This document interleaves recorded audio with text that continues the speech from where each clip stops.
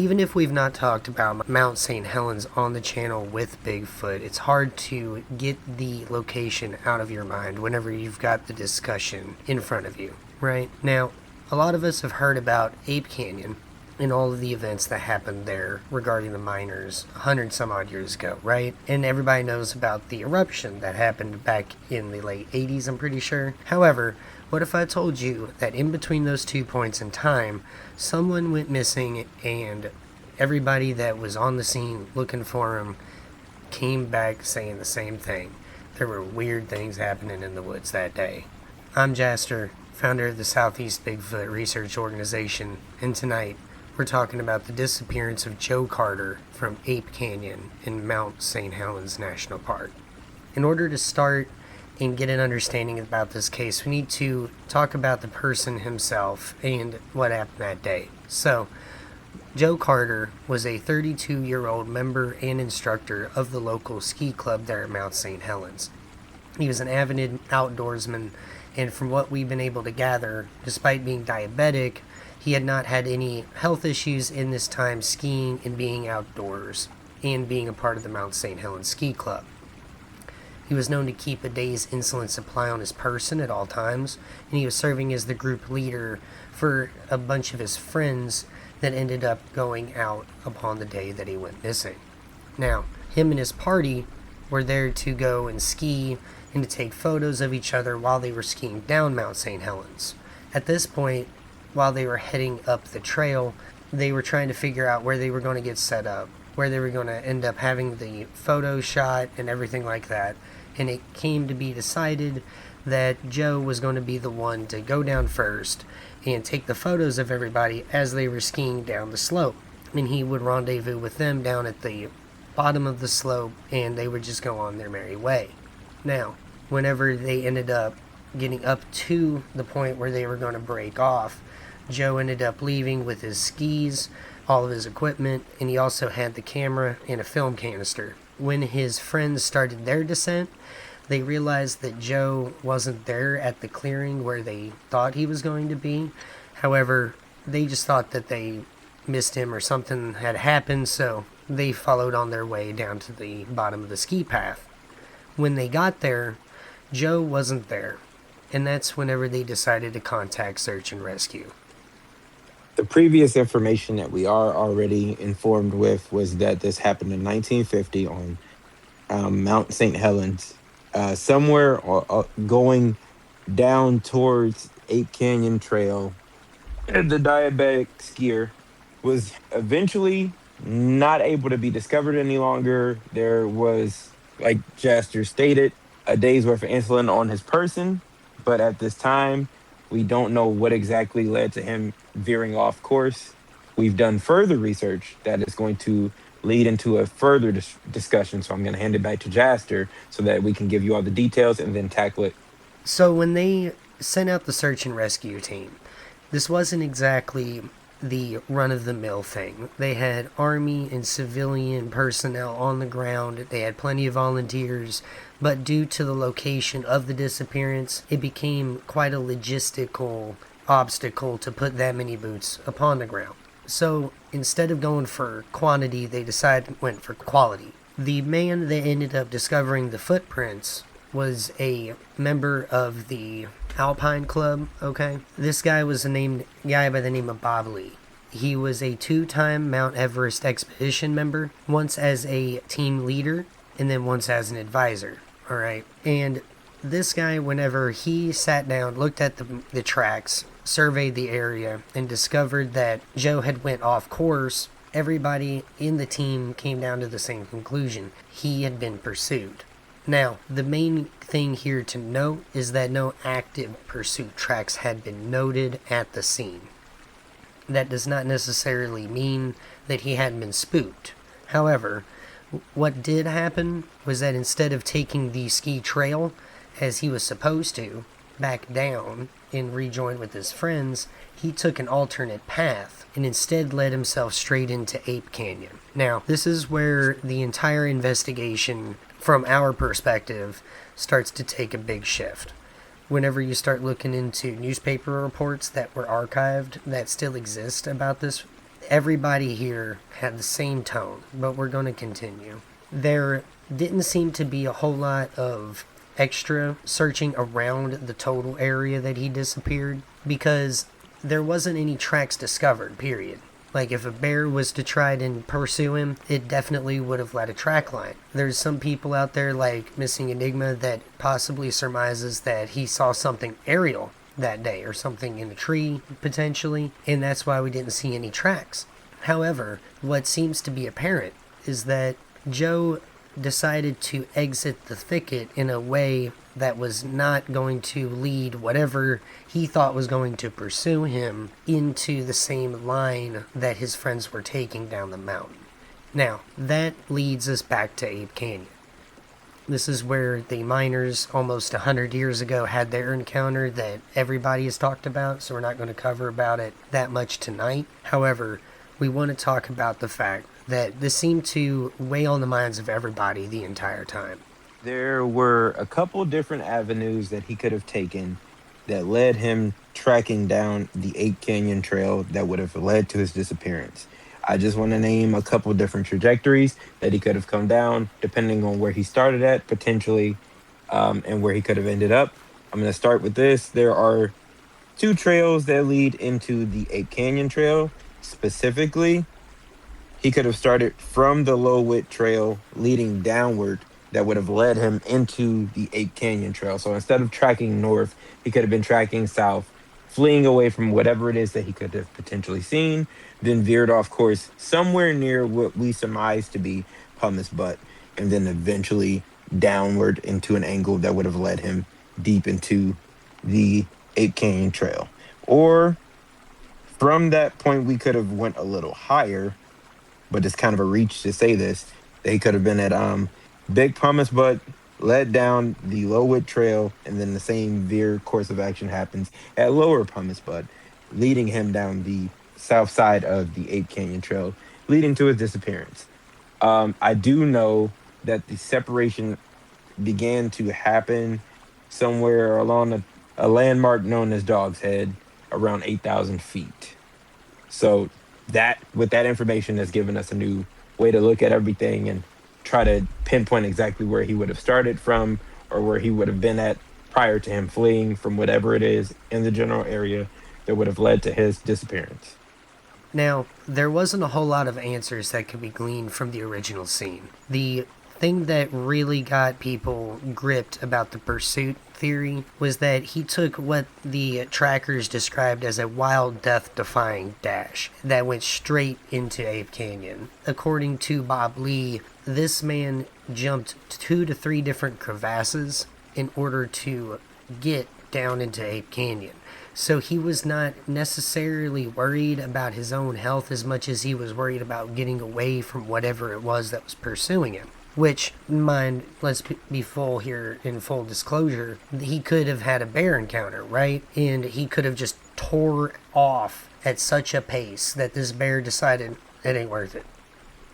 That doesn't seem safe for me. I'm not going to deal with it. However, that's not what the investigators necessarily believed, so they decided to expand the search area. Now, Army and civilian aerial search units were deployed in this search, and that's when we got the next bit of evidence. A singular trackway was discovered at the bottom of Ape Canyon that led basically into nowhere, deep into the woods. A single track path. Now, it wasn't confirmed that this track path actually connected to the ski path that went down into Ape Canyon. It was just reported that one of the civilian air patrol units actually cited this, and that's what prompted ground search units to actually go in. However, those ground search units all came back saying the same thing. They did not like going in there alone. However, it's important to note that this is 1950, so what we really regard as modern search tactics and search procedure isn't really established at this point. There's not really a federal system in place for this or laws in place for these sorts of things. So this was kind of up to the jurisdiction as to what you ended up doing in a search and rescue operation, and whoever is in charge had a lot more leeway in conducting it however they saw fit. Now, they ended up taking the approach that they had whenever they went out to look for the man and sent in a smaller team of individuals into Ape Canyon. Now, these men all described moments when the forest became eerily quiet, whenever they felt like they were being watched, or they themselves were being observed. And by the end of their entire time within Ape Canyon looking for more evidence of Joe Carter, it all came back that these men decided they weren't going to search solo anymore if they were going back in that canyon. They were going to use the buddy system, which, to be fair, even though it's an established thing for Boy Scouts, it wasn't necessarily a thing for standardized search and rescue practice at this point in time. Like I said, this is something that ended up becoming such a more prevalent thing later than when it was back in 1950. However, the one thing that is clear is that outside of the original ski tracks and the discarded film case that he found, or that the searchers found when they ended up discovering the ski path in the first place, and then subsequently the track path that Joe apparently took while he was in Ape Canyon, nothing else had been found about Joe Carter to this day. No bones, no equipment, nothing. So, All right. Editing Jaster. Cue the map. My next point is, if we're following Ape Canyon Trail, right? And now he's going to put it up there for you guys. If we're following Ape Canyon Trail and we follow it all the way down, which, mind you, it's, if I'm not mistaken, it's somewhere around like 4.1 miles long. It leads straight into the Smith Creek Trail Road, which, okay, why am I saying that? I would like to assume at this present moment in time, if he's fleeing and he's trying to get away, that he veered off course somewhere around the beginning of where it says Ape Canyon Trail right here, where there's a tent, and down the side of the mountain leading into, hold on, the Muddy River. In which case, then, of course, you're not going to find anything because the water is going to veer him down. Now, again, I mentioned the Smith Creek Trail Road. And the reason for that was the Muddy River leads right through there. So if he's heading, which would be, I'm going to say, northeast direction in a body of water that's flowing steadily, going at the same pace, they're not going to discover anything. That's just one angle that you could tackle this from. But to go back to what Jaster was previously saying about there being a search and rescue team, even if the snow would have, accumulated again over, there should have been some type of trail for them to follow, stating where he started from to where he fell. We do know that he fell somewhere. Now, like I said, I believe personally that he came from the direction of the Lowwood Trail down into the Ape Canyon Trail. I have nothing to support that. It's just my assumption. Do not take that and run with it. That's my assumption. If he led into the Ape Canyon Trail and stayed on course for about approximately, let's say, 30 minutes, he would have veered off course, fleeing away, falling down the cliffside leading into the Muddy River. Now, that's my assumption. Even with the buddy system, you would not have found any of that if you didn't follow it all the way up to a different trail. when it comes to modern investigations and cold cases, a lot of people like to go through and hyper dissect the missing 411 phenomenon and all of the cases that are included within. Now, Joe Carter is on the list. The other thing that needs to be pointed out here is that there are plenty of people that have decided to tackle this case and have come up short just the same.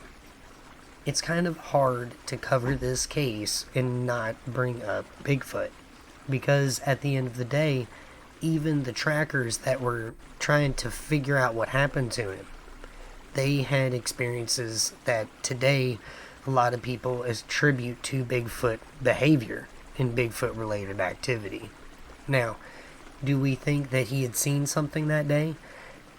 He definitely seen something that spooked him enough to make him go in a completely different direction than what he had originally planned to.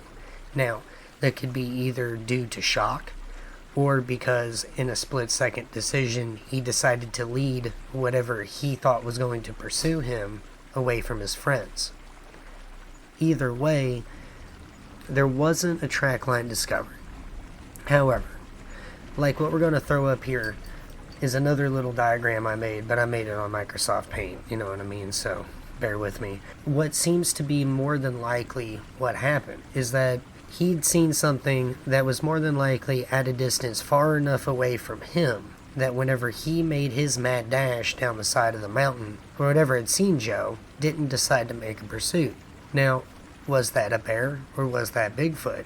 That's completely impossible to say even to this day.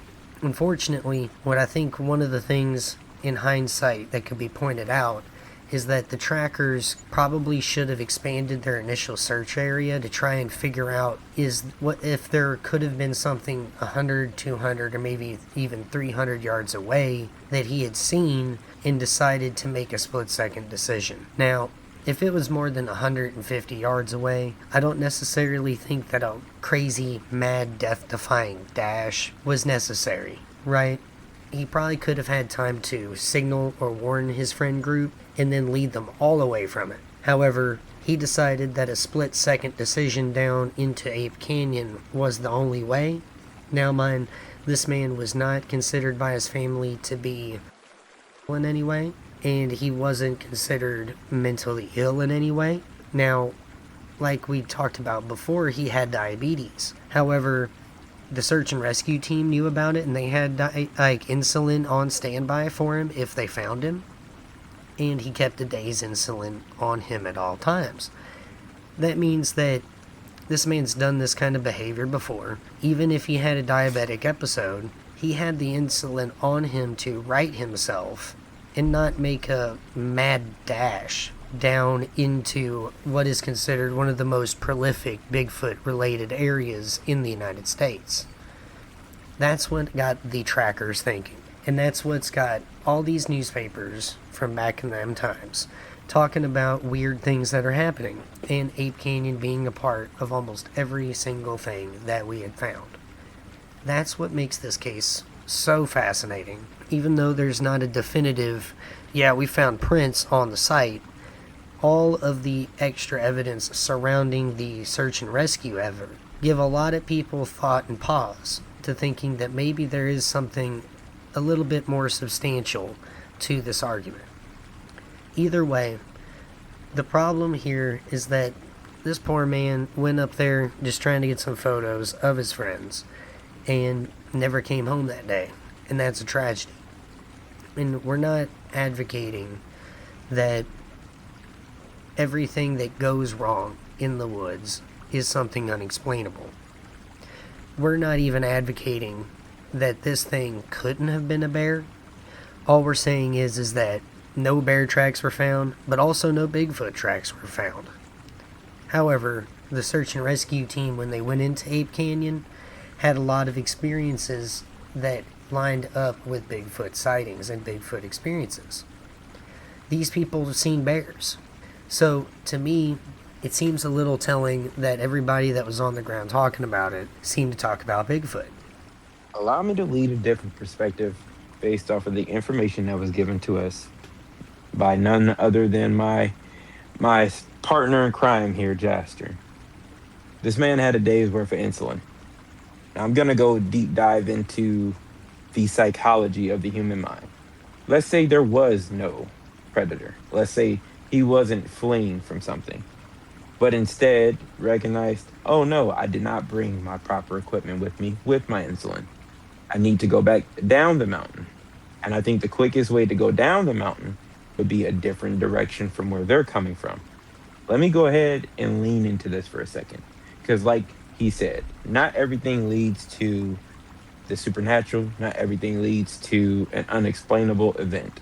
There are things that can cause us to react a certain way. Now, I personally have known a multitude of people with diabetes. And one thing about people with diabetes, regardless of the type, once they become very low energy, it's hard for them to do anything, let alone focus, let alone find the drive to do anything because their bodies are shutting down. Okay? So if he's on a timer and he tracked all the way up the mountain, used all his energy, used everything that he had in him at the time, and then recognized, oh no, I don't have everything that I need. Trekking down that mountain dangerously, but as fast as possible, could have been a priority. It could give us a new way to look at things. Maybe, just maybe, he was not in a state of panic from a predator, but from his own mind.